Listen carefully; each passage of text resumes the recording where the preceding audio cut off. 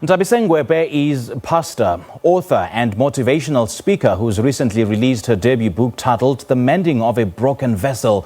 Based on Ngoepe's personal journey, this book explores themes such as suicide, abortion, divorce, marriage and salvation by tapping into the reality pain on one's life. And to speak to us more about this offering and how she's now turning her wounds and painful experience into positively touching the lives of others, Nthabiseng Ngoepe is joining us now via Zoom. A very good morning to you, Nthabi. Thank you so much for joining us and a warm welcome to Morning Live. Good morning, Simphiwe. Thank you for having me. Good morning, viewers at home. Nthabiseng, you say that you had absolutely no desire whatsoever to pen down a book, and yet here we are. Speak to us about how this book was born. This book is, I always say to people, this is the product of God.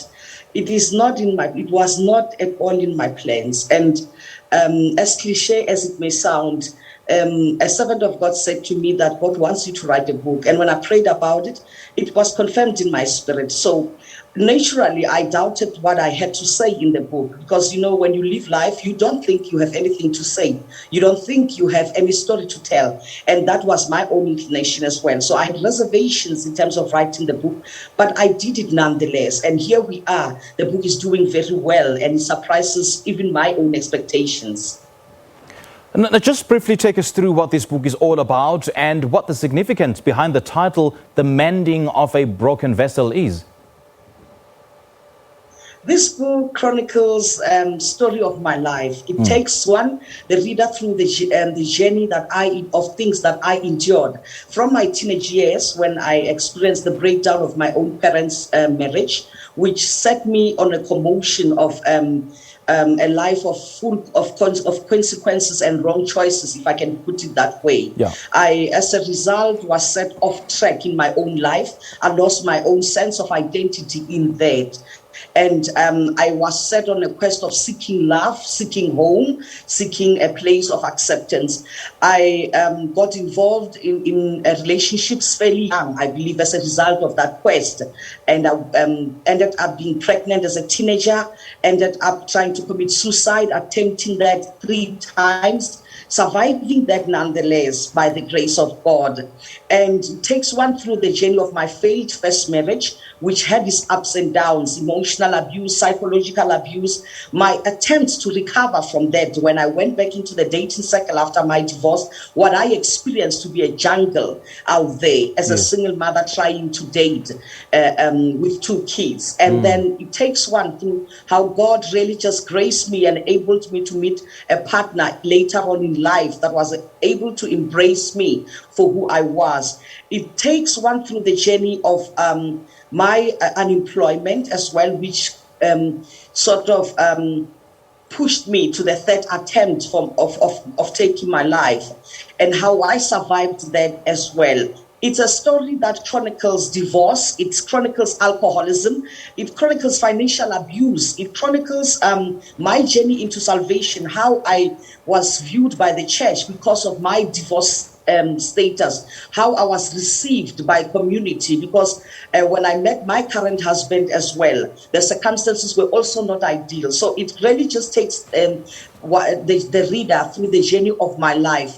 And I believe that it shows as well how broken a life I led. And that is why I titled the book, The Mending of a Broken Vessel. Yeah. In essence, the title came from my spirit. I believe God gave me that title. I didn't just, phantom it. I got it from God. And indeed, it is befitting of the life that I led as a broken vessel who has now been crafted and made whole by God so that others can benefit from my life.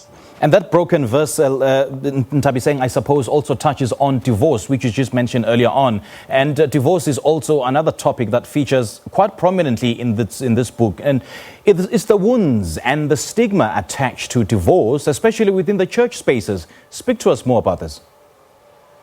True, very true. You know, we tend to be judgmental. When we sit and speak in the church, we are quick to quote scriptures and say that God hates divorce, which is very accurate. It is biblical.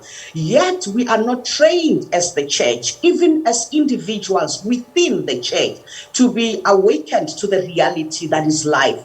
I believe no one gets married with the intention of getting divorced, but life happens, and it did happen to me. Yet when I stepped into life of salvation, I was not prepared for how the saved, for how those people who know God would view me as a substandard Christian, so to speak. In my observation, I believed that I could not pray, to their satisfaction. I could not be a fulfilled Christian. I could not live a life that pleased God, simply because life had happened and I had decided to get out of that marriage. Now, people often ask me, are you pro-divorce or are you not? And they often construe the book to be a book that advocates for divorce. And to that I answer, circumstances vary. Am I for divorce? Yes and no. Marriage is supposed to be an institution simply where one flourishes, where one gets companionship, you get love, you get growth in your individual person as well as the union.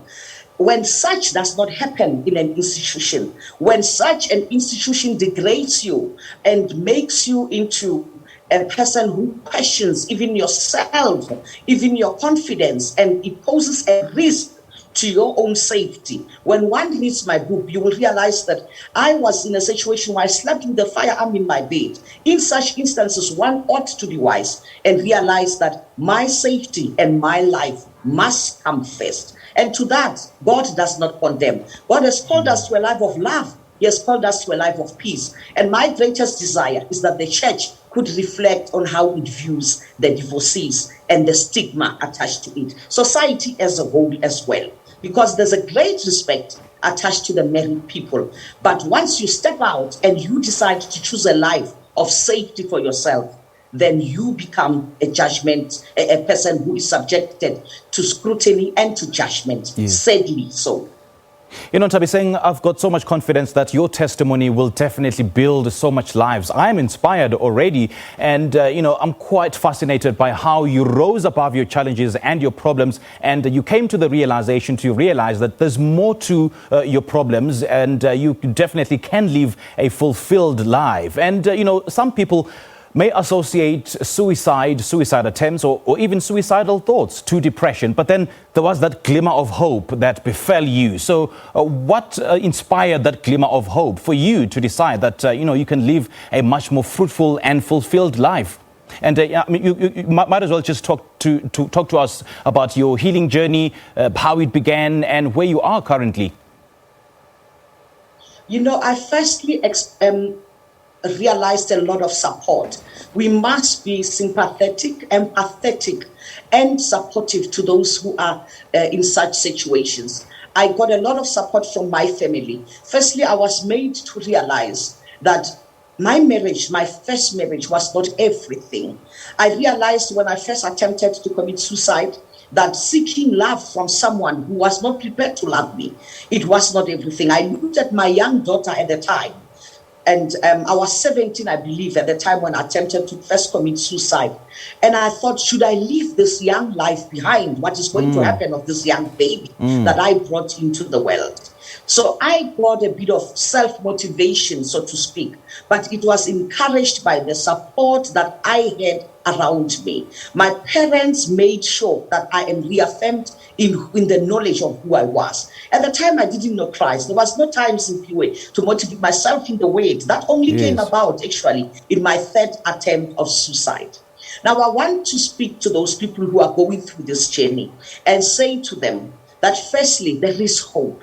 When your identity is not entrenched in your problems, when you start seeing life beyond your problems, and this is the significance simply of speaking to other people. When you don't speak to people, your situation seems like the biggest hole that you can actually be in, and you see no way out except taking your life. My healing came from, firstly, acknowledging that God has a purpose for me. When I started knowing him, I started realizing that Christ died for me. I started realizing that there is a bigger picture here besides my being alive. I have to touch lives. Yes. I have to make an impact. And when I take my life, what vacuum, what role am I leaving for the next generation that would be untapped into? I could be transforming lives, Yes. and I believe that that is partly what the book is doing. In terms of healing, forgiveness was a critical aspect of that. All right. Because when I started realizing that I cannot blame myself for choices that I made as a teenager. At times, you cannot get over what you did. Decisions haunt you, and they haunt you even into your adult years. So I started forgiving myself, firstly. I started forgiving those I thought wronged me. Sometimes we are quick to play the victim, but we don't realize that it takes two to tango. Some situations we get ourselves involved in. What Pastor we Nthabiseng, must learn to do. Pastor, I know that you definitely will touch lives, and this book will definitely touch lives. Thank you so much for chatting to us. I wish we had more time, and I quite like the fact that you say that those who read the book will read about themselves, because so many people can actually relate to, your testimony. Thank you so much for joining us, Pastor Nthabiseng.